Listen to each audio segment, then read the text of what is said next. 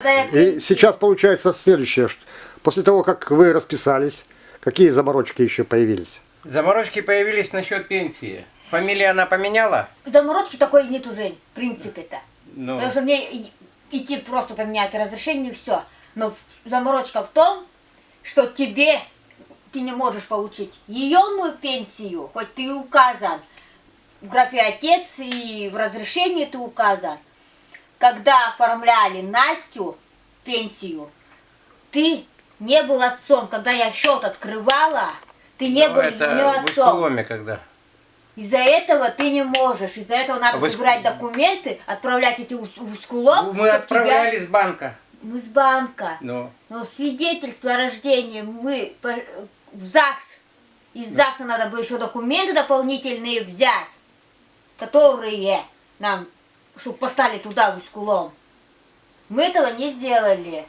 Потому что ты сказал, не надо.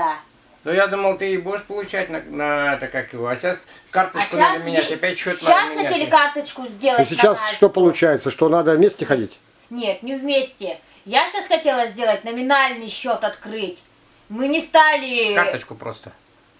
Усть-Колом передавать документы Женькины, чтобы нас в Усть-Коломском Зачем это канитель? в Карточку банке просто еще сделать, доделали. А сейчас, если у меня разрешение старое, не новое. Я не меняла разрешение после того, как я получила И паспорт. сейчас что? Сейчас мы хотим с ним пойти в банк. Если я не смогу получить сейчас пенсию, мы с ним едем В город? в опеку.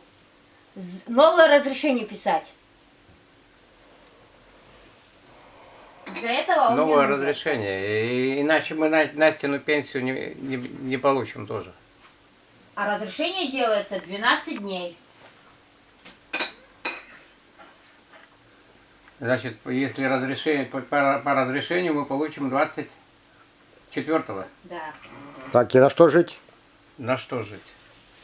Значит, получается, на работу не берут, на учет не ставят, потому что нет прописки. Да. А прописки нет, потому что нет дохода, не работаешь. Да. Опять заколдованный круг.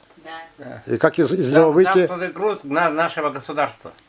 У нас вечно понаделали законов, никуда не пробиться, никуда ничего не сделать. Пока Ничего. была временная прописка, можно. Работяги ничего нельзя сейчас в нашем государстве ничего нельзя сделать.